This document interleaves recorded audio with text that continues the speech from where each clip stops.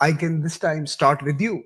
And since last year, since one year ago when we met here, we have seen that the wars have continued unabated. We have seen climate shocks and natural disasters occur frequently. Great power rivalries with new dimensions exist. What have we learned in the last 1 year? What has India learned about both power and vulnerability? And how is it shaping Indian foreign policy today? Look, I think a year ago, certainly a few months ago, it was very clear that the world was moving towards much greater unpredictability, volatility, uncertainty. Use whichever word you prefer. And here's the problem. When you predict something like that, people say, okay, so you predict what that means. Now, by very definition of unpredictability, you don't know what you're heading towards. Mm-hmm. It's not an extrapolation of what has been there in the past. I mean, clearly it's disruptive. But again, the human mind, like, for example, people felt in unpredictability that it'll be a variant, for example, of somebody's second, first term would be different, first term, and then what happens. But what we are seeing is terms are different, times are different, a few months make a difference, a few weeks make a difference, a few tweets make a difference. So actually, it's really quite a, I would say, an experience for the world to go through this level of policy changes, of practical impact of that. And also the fact that so much of it is done so publicly, that it's played out in the full glare of the spotlight. So that's one part of it. The other part of it is, if you look, I'm talking the last 3-4 years, we began out by worrying about our supply chains and our sources of production, and said, okay, when we said, let's de-risk the world, let us hedge against uncertainty, that meant having more production centers, having more supply chains, more resilient, more redundant supply chains. But now we also have to protect ourselves against the uncertainty of market access. Mm-hmm. So, you worry about over-dependence on markets, just as you worried on over-dependence on suppliers or over-dependence on connectivity.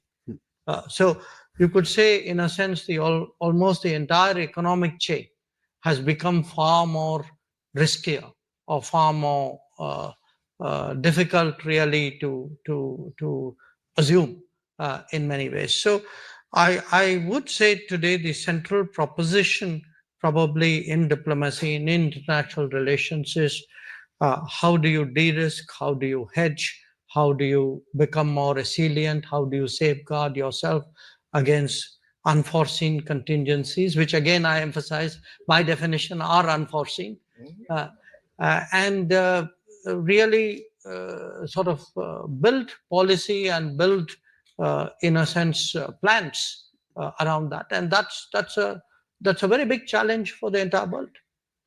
And since, and I'm going to turn to the secretary from Mexico, but before, just as a lead-in question to the question to you, I saw on Twitter that you had met a group of Global South countries recently, yesterday, in fact, and today. And you've been discussing, of course, the imperatives and collaborative methods on the days ahead. We talk about the South-South agenda, India, Mexico, Brazil, and other large economies in the global South. They talk about working together, partnering together, finding solutions together. Can you scale up to substitute for the missing knot in many of these projects? I'm not sure, Samir, that I would accept that binary. By the way, among the people I met were all my European counterparts as well. Mm-hmm. So I think it's too simplistic to put North in a basket and South in a basket. Mm-hmm. and there are some countries which fit neither. So it's a much more complicated, much more nuanced world. I think many of the concerns, for example, which I articulated, are also concerns which are shared in Europe. I mean, I certainly heard that from our European colleagues. So what is happening? That's why I would, in a way, say the model, we've had an accelerated move into a multipolar world. Okay. A multipolar world where actually the most important poles of the world are today driving multipolarity, not diluting it. And so many of these concerns, the search for new partners, more partners, bigger partners, more business, more options, it's not something which is a global South concern alone or an Indian concern alone. I think different parts of the world share it. I certainly heard it in Europe. Their interest today in moving forward with India was very palpable, and by the way, is very reciprocated by us. But it also applies, as you say, to the global South. I think a large part of our discussions are that there are many things we can do between ourselves. Maybe we have not explored that as seriously and efficiently as we should. And we could be looking at it. In fact, this is exactly what the minister and I were discussing before this panel started, between India and Mexico. So I can imagine, I mean, look, globalization won't stop. Doing business with each other won't stop. It's just different lines of different intensity and different values will now get re-engineered because of these changes. And it's that re-engineering process that we are actually going to see over a period of time. Secretary, brings me very nicely to you. Mexico, in some sense, part of the global South at one dimension, but also has a very privileged space with the North in terms of your part trading relationships. How do you think that your unique position actually might really be part of the solution of what unfolds, and how can Mexico contribute to solving this puzzle? Well, yes. First of all, let me say that I fully agree with what Minister Jaishankar has just said. You cannot put the North in one basket and the South in the other. We've been in the middle since I can remember. So that actually has never really existed. And these days, I think it's even more clear because of what you were saying. No? And yes, Mexico is in a unique geopolitical situation because we are very much integrated to the North American market, which we believe, by the way, that the free trade between the three countries of North America has been a fantastic idea since it was first launched as the first free trade agreement almost 30 years now. And because it's proven that within the region, we are actually one of the most dynamic and powerful markets in the world. So it has had tremendous benefits for the three countries. So we're very much in favor of continuing that. But on the other hand, yes, we're also part of the global South, and we've always been there, and we want to be much more active now because what has changed really imposes the necessity to rethink many of the things we were doing in the past. They will not longer work as they were working. We've seen that now. Now, the challenge is, how can then we have the global South, first of all, to become more interactive within our own dynamics, but at the same time become much more interactive with the North. And I think the game is going to go much more by regions than by countries. And I think this is a new dimension. And again, there we have the experience of the North American region. And finally, I would say that the other area where I think we need new creativity is on international development cooperation. And we have some examples that even though in low scale, have been very successful. Let me just very briefly mention two of them. One has been named Seeding Lives with Sembrando Vida, which is a program that was launched, not this government, but the previous government of Mexico. And the idea was boosting productivity and diversifying crops and strengthening economic independence and fostering community cohesion in poor communities. And we launched this program with at the beginning with El Salvador and Honduras, and then we included Cuba and Belize in our region. And again, it has been already evaluated by some international independent agencies, and it's working. And it's relatively simple. And the idea is to really give these communities an opportunity to work in a more cooperative way than they had been doing in the past. And the other program has been focused and dedicated to youth, and it's called Building Futures for the Youth, Jóvenes Construyendo el Futuro. And again, even though the scale is low, it's being within our neighborhood, in the southern neighborhood. It's a good example of south-to-south cooperation with a different perspective of having a regional approach, very much focused on specific goals, working with the same methodology, and trying to get some funding to make them advance. So I think basically what we need is really, and I was very interested, by the way, by listening to the Minister of Information Technology, because I think we're going to need artificial intelligence in this new creativity to help us sort out some of the questions we haven't been able to solve at this point. But there is going to be a huge new interaction between trade, aid, and new technologies. No question about it. It's very timely, this intervention as well. Let me turn to Mr. Sulayam. You heard a little bit about connectivity and the new routes and new pipelines being engineered, both in the soft sense and the hard sense. There is a assumption that because trade is more politicized today, the world is more polarized today, there is less trade today. Numbers actually demonstrate that that's not necessarily true. So how do you, at the helm of one of the largest connectivity companies in the world, see this moment unfold? And how are you assessing the future?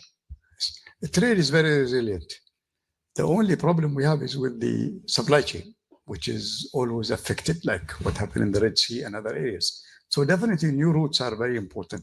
So for example, the IMEC is very important concept of India, Middle East, and Europe. Today, we take cargo, for example, from India to Warsaw within 10 days through Iran by road.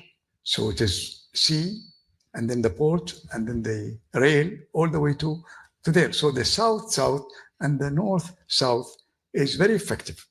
To take something to the Black Sea, for example, it will take a long time through the Red Sea. So these corridors are very important for us. And this is the advantage we see where we can manage. We never thought that you can take by road, but today we can go even from Afghanistan, China, Afghanistan, all the way to Europe, because China doesn't want to go through a sanctioned country. So they go through that route. And I feel the worry is more in the media. They're very excited about these things. But when it comes to us, look, the numbers tell us different. In our business, we saw growth in the first 6 months by 15%. Okay, India and UAE, because of bilateral trade, we expect trade to be $100 billion this year. So one way, I believe, to avoid all these surprises is the bilateral trade agreement. They are very essential. And I'm very proud that it didn't take a long time to do it with India, and we see the benefits today, where all the obstacles have been removed. You can't have an agreement with everybody and satisfy everybody's needs. But two countries together, they can come with something that benefits both. So I think that's an important point, that we are actually now promoting bilateral trade arrangements rather than a more global architecture. And I'll come back to both the ministers to respond to that point. But I have one more question for you. Yes. You mentioned South-South. Yes. South-South is underserved. If South-South is going to account for 60% of the growth today and maybe 80% in the coming decade of all growth, global growth. How are investments going to flow to these regions, which are the dynamos of economic activity now? And who is going to fund it and finance it? Listen, the roots are existing. Iran invested the last 30 years in rails.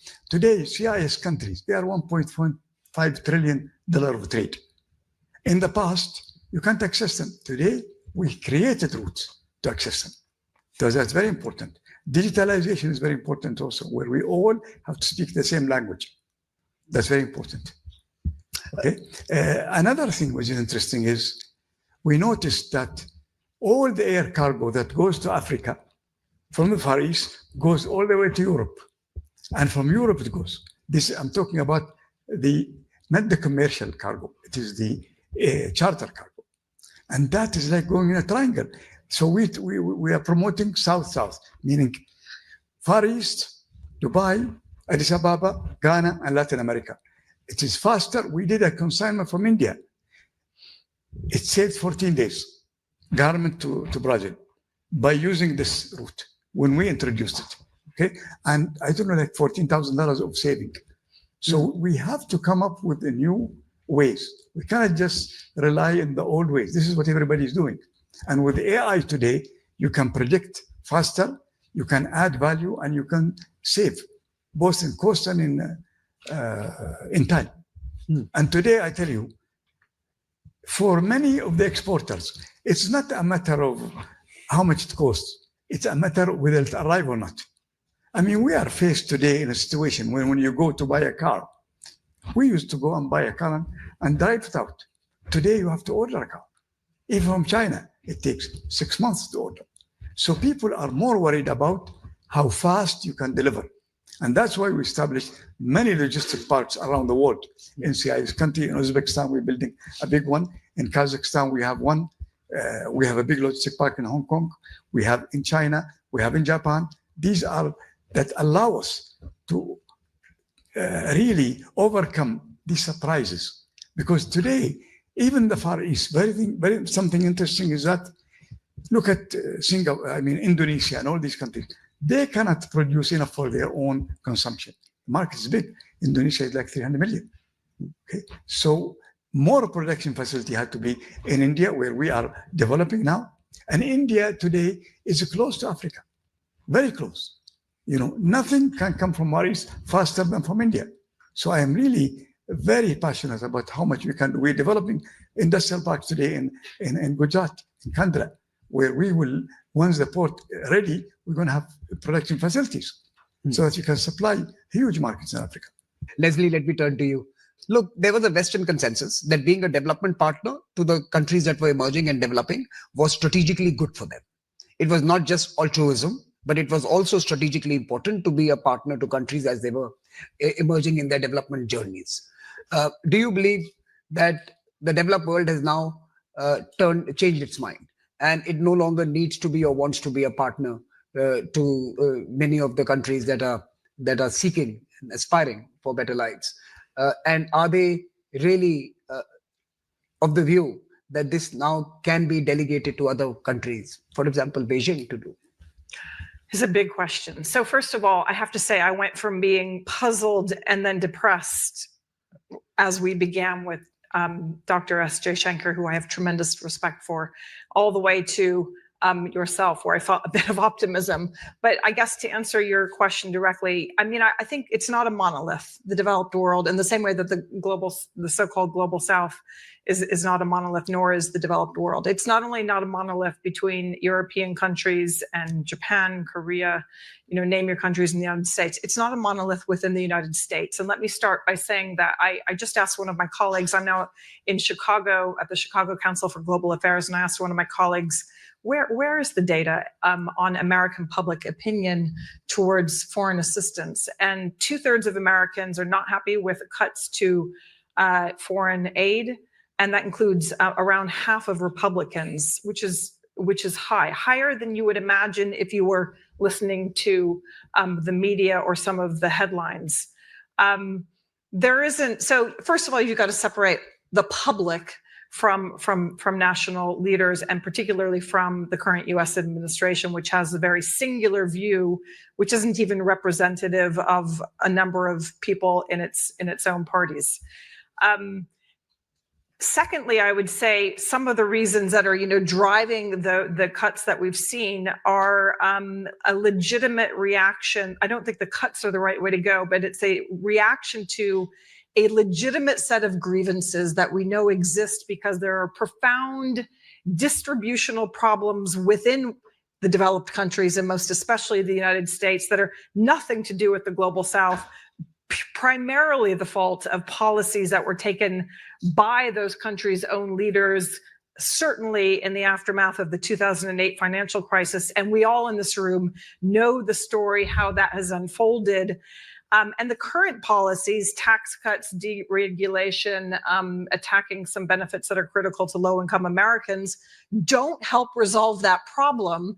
And so what we're seeing now is a sort of grabbing for where can we get revenue, tariffs as revenue, foreign aid cuts as revenue, you name it, revenue that needs to be generated because the governments aren't pursuing policies that are productive for the people that they claim to represent, which are many working class and low income Americans. So there's legitimate grievance, has not translated into certainly Americans not wanting to be involved in the development challenges and solving them in a productive way.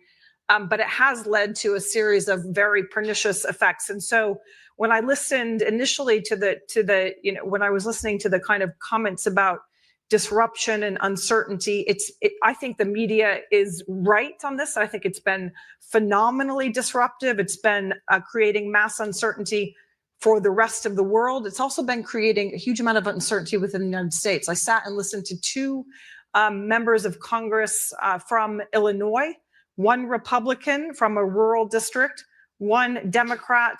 And the Republican member of Congress said on the record, how much pain can my people take? He was, of course, referring to farmers. The soybeans are very much on the minds, obviously, of many people in the middle of the United States. And, he gave a nod to, okay, yes, there are bilateral trade deficits, et cetera. But this needs to be resolved quickly. So the pain is being felt across the developing world. It's being felt within significant parts of the United States. So I guess bottom line is, I think a lot of Americans would like to be a solution, a productive solution to the problem of development. There isn't a highly concentrated, well-mobilized constituency for that. There's a lot of diffuse American interests in development, and they also don't know what the basic facts are. So let me ask you the next question. The US is going to be the house to the next year of G20, right? And you've been part of the Indian G20 story. You've attended a few in other parts of the world as well. We had 3 or 4 developing countries house the G20. Is G20 going to be dramatically different next year? Does the story get a new twist when it reaches? I mean, I don't think we know the answer to that question. Obviously, the Biden administration pushed very, very hard to get the G20 leadership against the interests or will of China, as I understand it. The Trump administration, as we know, has not been a big fan of the G20, certainly not in the current round for the reasons that everyone in this room knows well. I think that India provides a phenomenal example, a case study of a case that could be made to President Trump of why it would be very beneficial to the US to lead the G20, to take it very seriously, to use it to build a domestic constituency for America's first leadership on the global stage. I think the case could be made, it could be delivered very concretely. I don't see that happening yet. But I think that if President Trump suddenly sees that it's not about going to South Africa or going somewhere else, it's about hosting with a lot of fanfare and setting an agenda, ideally cooperatively, that that there is some prospect for even a president who doesn't like multilateralism and doesn't like to kind of work with others in that sort of way. I think that one could make the case. I'd certainly like to be part of the effort to make the case. I think it would be tragic loss to lose the momentum of the last 4 years. And let's be realistic, the last 4 years have been very difficult because, the elephant in the room of geopolitics in the Middle East, between Russia and Ukraine, the global impacts of all of that have clearly gotten in the way of the G20 being, meeting the ambitions of what people have wanted wished it to be. Still, there has been tremendous momentum, and it's come out of the developing world. Look, if you were to talk to some of your partners at the G20, I'm just giving just an advice. Maybe you could get the White House ballroom ready in time for the G20 summit. But that's just an aside. Now, let me just, we are really running out of time. I'm going to ask you just one question each, last round. And it's, it's not my fault. It's New York traffic that we all started late. but look, only one question each. And I want to focus on technology because that's something that we are really focusing on. Mexico has a unique challenge, opportunity, as well as a policy proposition where it needs to now marry the age of AI to its manufacturing prowess, create a value chain in this digital age, which continues to have Mexico at its core center and an important part. India, of course, has to continue its journey of lifting billions and millions, and a report suggests that 80% of all AI gains will go to the OECD countries and China, and literally everyone else will be sharing the rest of the divides if we don't take bold actions now. So there's a technology opportunity, but there is also clearly a leadership question here on how can we create a DPI equivalent of the AI world. Leslie, I'm going to turn to you finally on how do American big tech companies see the global South, or are they happy with the American market? I think Secretary Krishnan said this morning that India could easily become the world's largest use case of AI. So while you could have the development of AI in different parts of the world, we could be the largest consumers of AI, and we could actually use it for different sectors. And of course, Mr. Suleiman, I'm going to ask you, connectivity, trade, logistics, and connecting the world in the age of AI. How do we see this? This is one last question to all of you, a technology perspective, but please take this opportunity also to respond to anything else you've heard on the panel. I saw you noting down a few points there, so please do come to that. But let me start with you, sir. Well, first of all, let me tell you that I think Mexico is a very lucky country these days, because, but I want to tell you why. Because we have a fantastic woman scientist leading our country. And to be a woman and to be a scientist is made a big difference. So I want to share a little bit, because it leads me to technology. Of course, immediately, some of the priorities were very much technologically oriented by a scientist leading the country.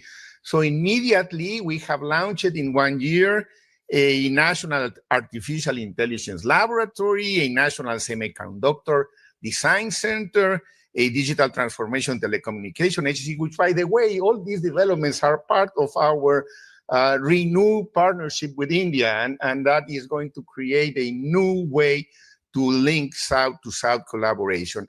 So, I mean, it's in North America, it will not only be Silicon Valley. This is what I'm saying. We are ready to compete technologically. We have the human resources, but overall, we have the political will and the conviction and the determination that we need to move forward on that direction under strong leadership that has a popular support, international trust, as well respected, and we're open and willing to make our own plans, of course, considering the all complexities that Mr. Jaishankar has been telling us about, and not predictable. But yes, I think if countries create their own plans based on their own analysis of what is going on, and we're able to come up with the right answers. And again, let me just, the conception of international cooperation for development needs to be, again, brought to the center of the South-to-South and North-South collaboration. So I think we're ready to meet the challenges, and hopefully Mhm. we'll partner with all of you. Minister, but I can confirm to you, Mexico is not a low-key country.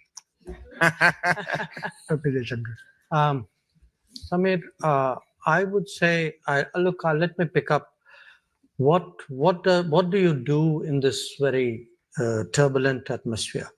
I think particularly for large countries, it is important to build capacities, to be more self-reliant.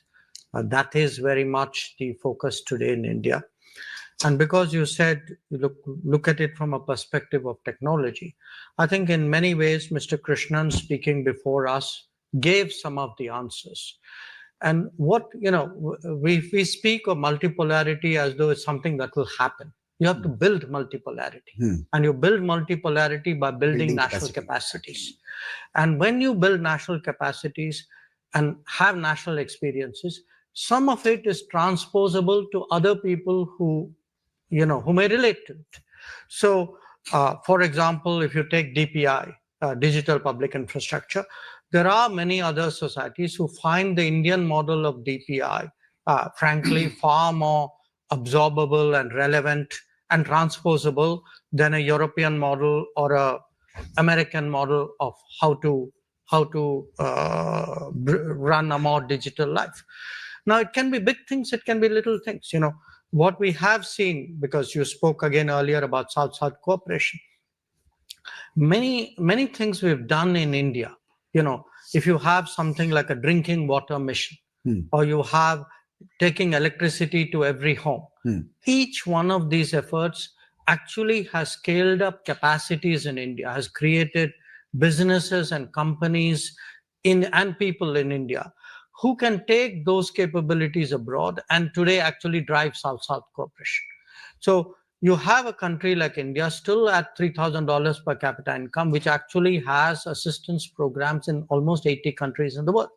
And in some cases, these are billion-dollar programs where, what we have done in India, we have taken out of India to some other country. So to me, technology, self-reliance, multipolarity, South-South cooperation, they're part of one basket, and that is part of the response to what is happening. The point number one. Point number two, which we haven't spoken about today, this world which we are talking about will require a global workforce. Where that global workforce is to be housed and located may be a matter of a political debate. But there's no getting away. If you look at demand and you look at demographics, demands cannot be met in many countries purely out of national demographics. This is a reality. You cannot run away from this reality. So how do we create a more acceptable, contemporary, efficient model of a global workforce, which is then located in a distributed global workplace? I think this is a very big question today, which the international economy has to address. The third point, and I would like to pick up on your optimism here, if you actually look at it, for all the imponderables, the uncertainties, eventually trade does find a way. And the fact is, it is easier to trade today. It is easier for physical reasons. There are better roads, better shipping, etc. It's easier for digital reasons. There are much smoother trade interfaces than they've ever been in human existence. So for all the obstacles and complications that may arise, I also think they will be countered in some ways or mitigated in some ways by what will happen, I think, in the trade domain. And finally, I agree with him. I think we will see, as part of this re-engineered world, I think we will see new, more different trade arrangements between countries, which will make decisions which they may not have made in other circumstances, countries which today will feel the desire, sometimes even the compulsion, to have new partners and new regions will look very much more. And certainly I can tell you where India is concerned, in many other regions, and that's one of the points we were discussing today, Latin America, Caribbean, where we actually do roughly about, I think, about $45 billion of trade every year. But I can see with much greater effort, even what may be considered very distant regions today becoming much more relevant. So we are going to, technology-wise, trade-wise, connectivity-wise, workplace-wise, end up in a very different world in a very short time. No, that's true. I was surprised when I learned during my visit to Mexico a year ago that literally all homes in Delhi get bread made by Mexican companies. I didn't know that, but it's true. A group in Mexico Yes. literally owns that, and every third Indian kitchen has Argentinian cooking oil. So very interesting that that is Latin America that feeds us, and of course also moves us. But Leslie, I guess I would just pick up on two things. One is on this idea of I guess there's a techno optimism perhaps on the panel, and I think I agree with the general premise and the call or the need for a global workforce. My caveat would be that I believe that the politics in more countries than not are working against what we need. Populism, nationalism, illiberal claims that are empirically wrong about immigration, about migrants, in too many countries are pushing in the wrong direction for those own people in those own countries and those own leaders. And that's not only at the low end, that's at the high end. Look at what's happening with the politics of H-1B visas in this country. It's absurd. And it's potentially catastrophic for some of the technological capabilities and movement forward that the US needs, let alone the fact that it's just tremendously wonderful to have a diversified international, phenomenally intelligent workforce in the technology sector that comes from all over the world. We should have the best and the brightest. And that need and that desire and that ambition just doesn't square with the politics, with what's happening across many major research universities in the United States, potentially in the United Kingdom. If you look at the percentage of support for some of the Reform Party policies on immigration, it is very dangerous and potentially disastrous for what could otherwise be transformative potential of technology across many countries. And so I think that we have to be very aware of it, very realistic and honest about it, and work to change the narrative, to change the storyline, but also to produce policies that take the distributional consequences, which are very uneven, and address them and make sure that the benefits are delivered more equally. If we don't learn that lesson, we're not going to make the kind of progress that we absolutely need to make in the next few decades. Look, I am going to end this panel on an optimistic note. I'm going to turn to Mr. Soleiam. Mr. Soleiam, please. Technology is really the backbone of our business today. And there are many platforms, some we did and some existing. Like with India, for example, India Payment Innovation UPI is a very important system that can be adapted by the custom, and we adapted it today in UAE and Oman and many. We have a port community system, which is basically a platform where when someone wants to get his cargo out of the port, they go into this platform, and from there he will clear his customs, he'll pay the payment, and everything digital without even seeing an officer. In Dubai, we call it Dubai Trade. In India, we call it Bharat. In Africa, we call it Africa Trade. It's the same system. And we used it even in England, called CNS. Blockchain.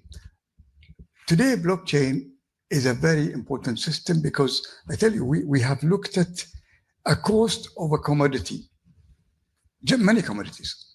We found out that just by using blockchain, people are paying 40% more than the real cost. So you look at the real cost, and blockchain give you two things: encryption and transparency. And whatever is bill issued, nobody can change it.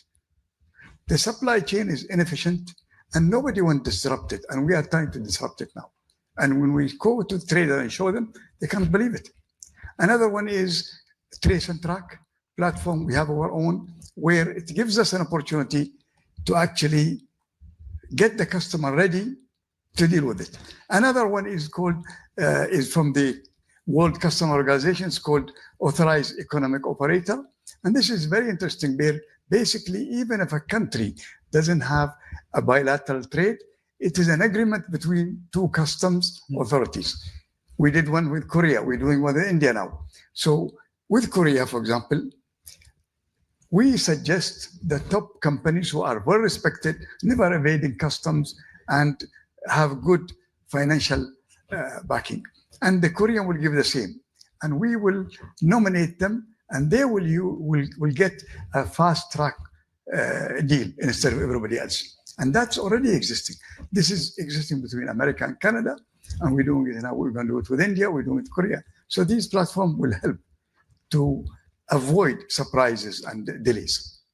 No, I think so. I think that's a wonderful note to close this conversation. That technology is a opportunity, can also be a savior, and can certainly help all of us in building a new framework for the future, which is centered around humans. Like I said, it's a people-first world eventually, because politics also is on the streets today, and people of the streets want answers and responses to their requirements. Certainly, I think there is enough to take back, that there is lots of conversations happening besides what you read in newspapers. So my takeaway is that while all of us are focused on the headlines, there are real conversations happening amongst 193 other countries to build something that is going to respond to the unpredictability that we all live in. So please join me in applauding this wonderful panel for their intervention.